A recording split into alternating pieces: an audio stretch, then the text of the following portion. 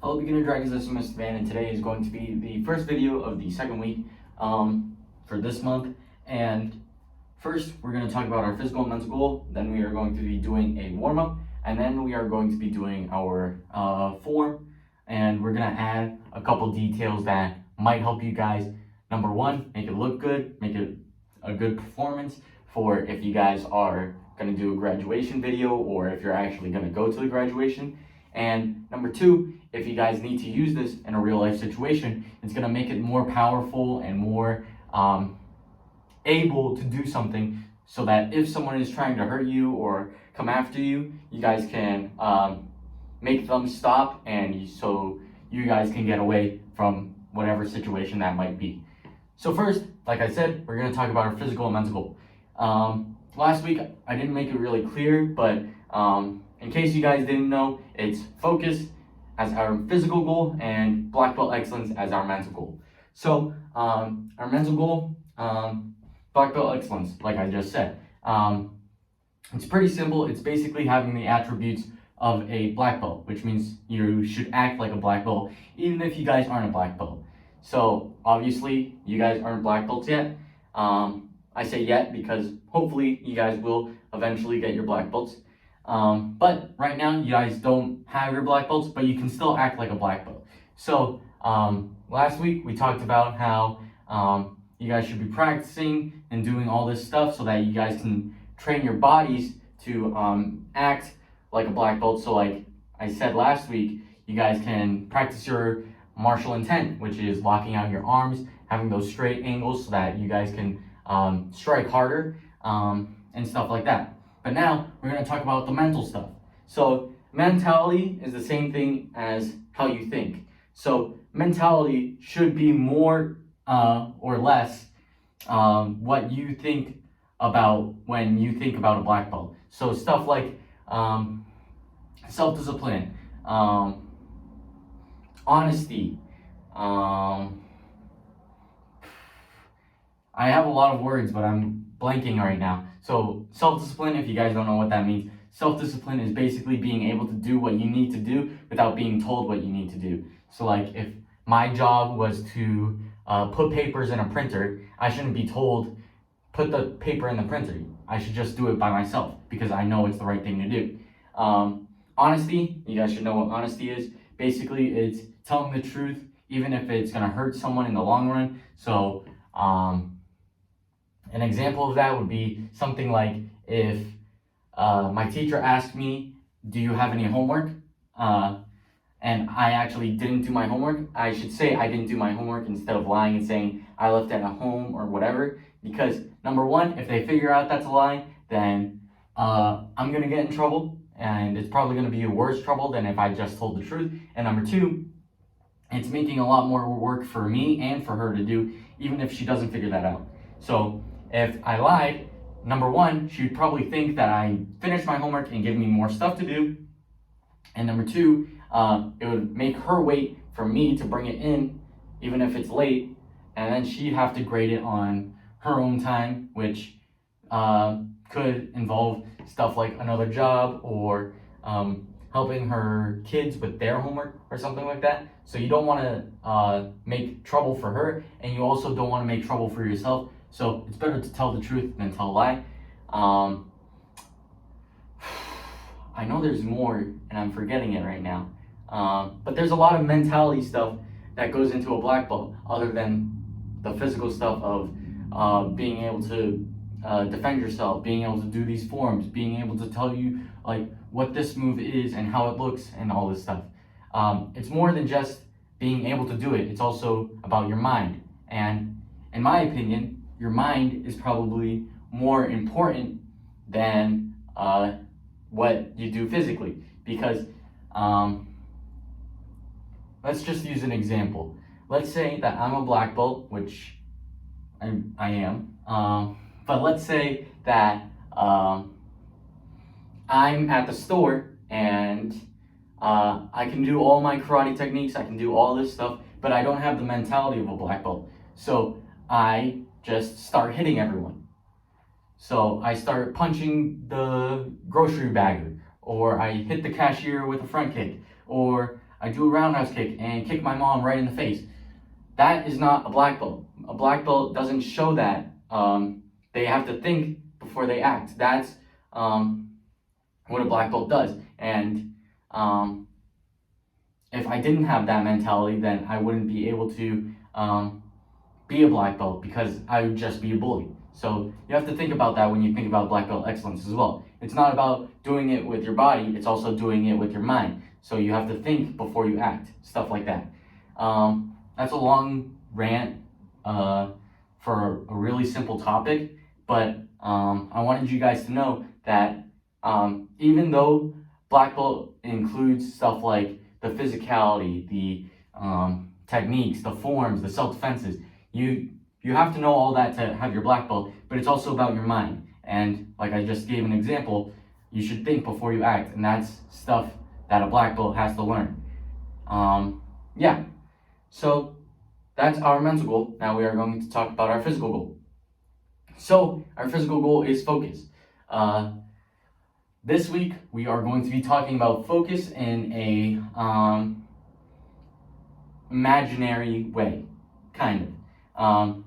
Focus is basically being able to look and directly think about something and not get distracted from it.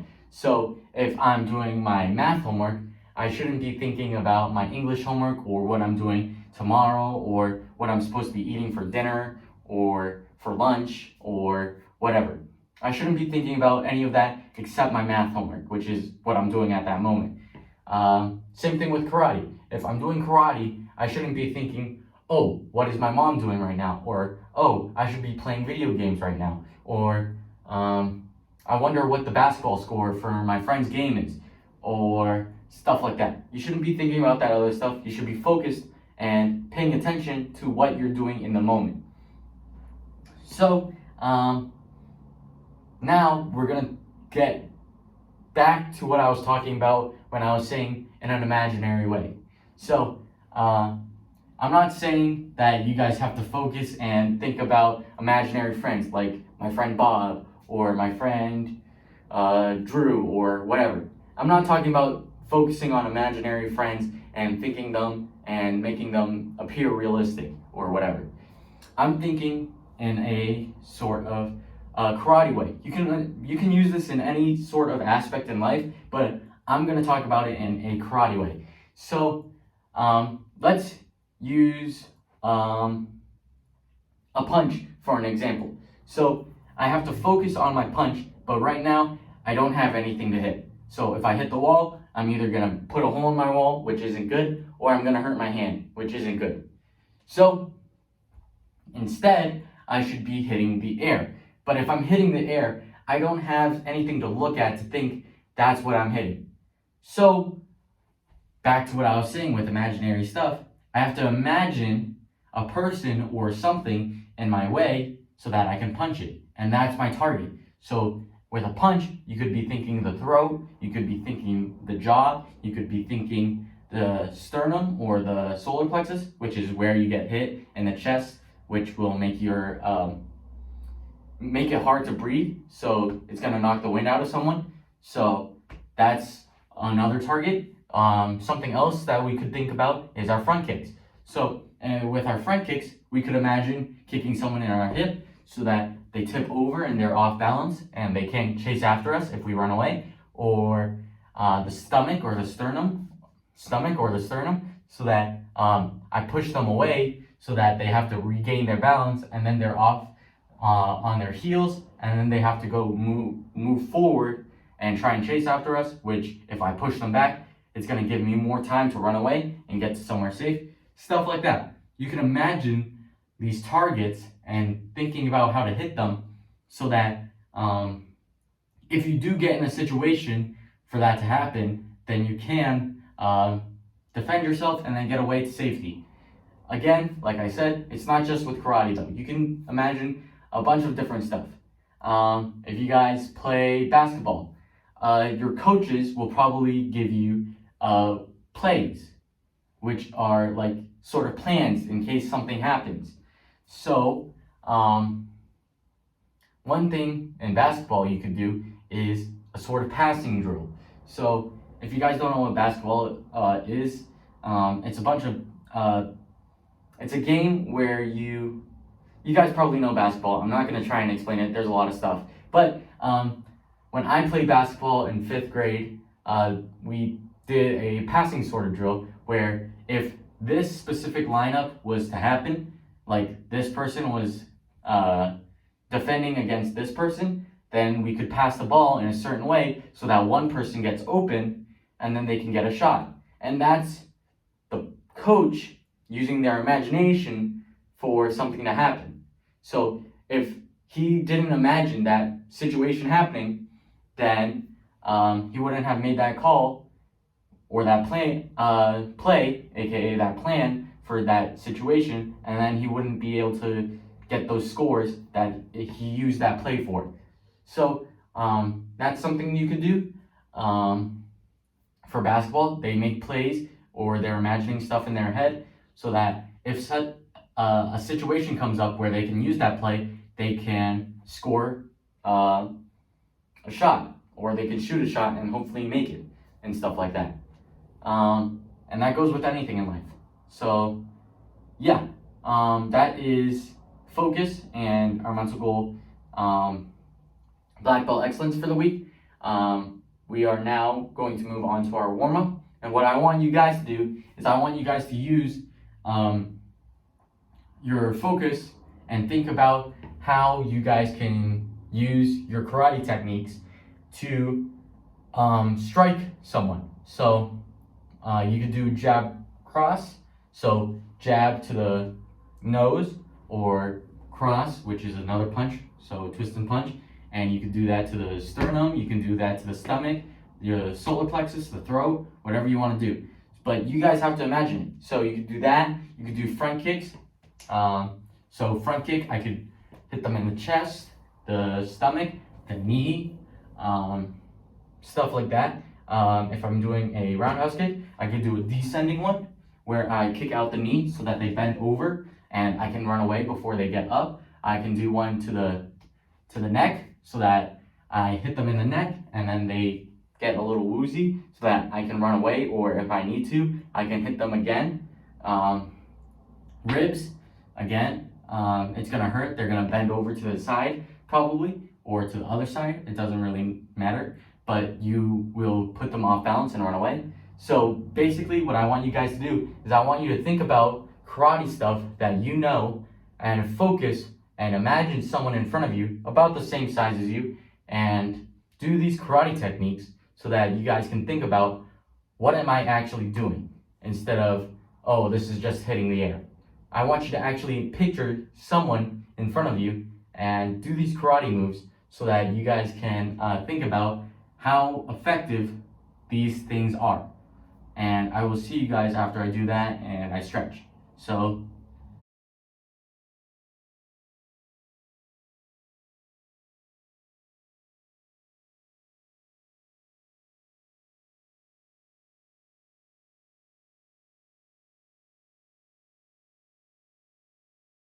okay, so I'm back from doing that warm-up, and now we are going to be moving on to our form. And like I said in the beginning, you guys should know this form. This is the 4th month, which means we're getting ready for graduation and our new belts. And you should know the form by now. You should just be able to know the motions of it. And I'm just here to give you little details to make it look nicer. And if you guys were to use this in real life, you guys would be able to defend yourself a lot better.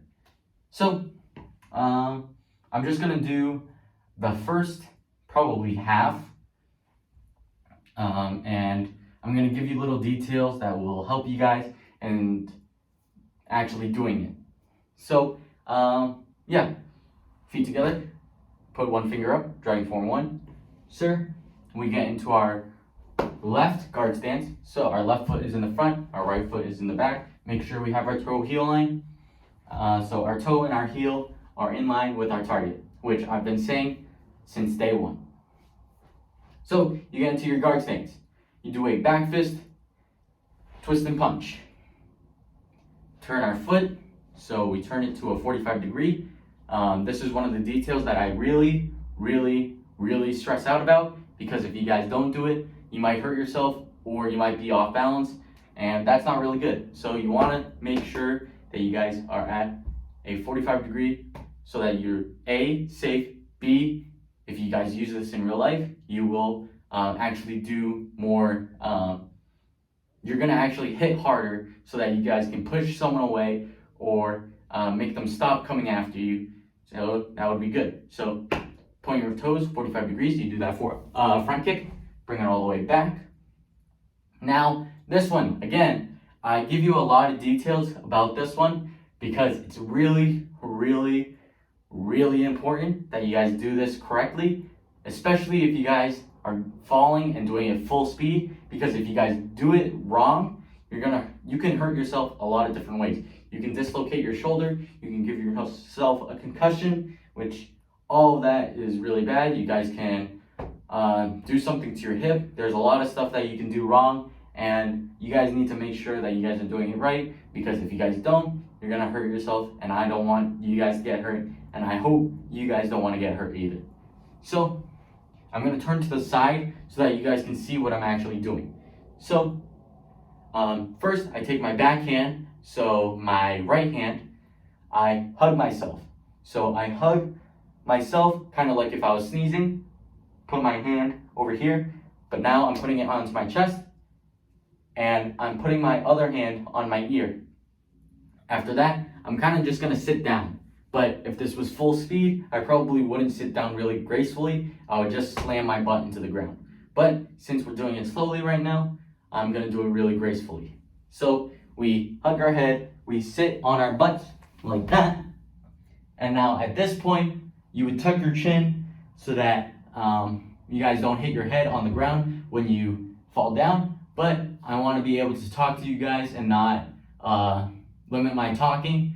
So I'm gonna keep my chin out because we're doing it slowly. But if this was going full speed, I would tuck my chin at this point, because if I didn't, my head would bounce off the ground and that would give myself a concussion, and I don't want that. So for you guys, since you guys aren't talking to me, I want you guys to tuck your chin, but I won't be tucking my chin, so don't follow my example right now. Other than that, let's keep on going.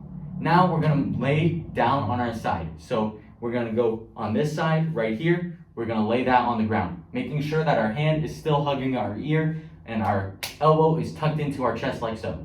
So we're on our side now. At that point, we slap the ground with our right hand, making sure that our head never touches the ground. Because if it does touch the ground, you are going to hurt your head really bad, and that is not good. So now I'm gonna do this a lot faster. Hopefully you guys caught the details in that. Hopefully you guys listened to what I was saying and making sure that you're not getting hurt. But now I'm gonna do it a little faster so that you guys get a feel for what it would actually look like. So if someone pushed me to the ground, I would hug my head, tuck my chin, fall down like that. So that is that. Now after we do that, I don't think I'm gonna give you any details further than that for today. Next week I'm gonna give you a lot more, but I want you to focus on turning your foot, and I want you guys to focus on learning how to do that side break fall. One more detail, since I've done those 2 details for the past 3 months now. One more detail that I want you guys to focus on, which I haven't talked to you guys before about, is your punches. So when you do a punch, a lot of you guys probably do it horizontally, which means sideways.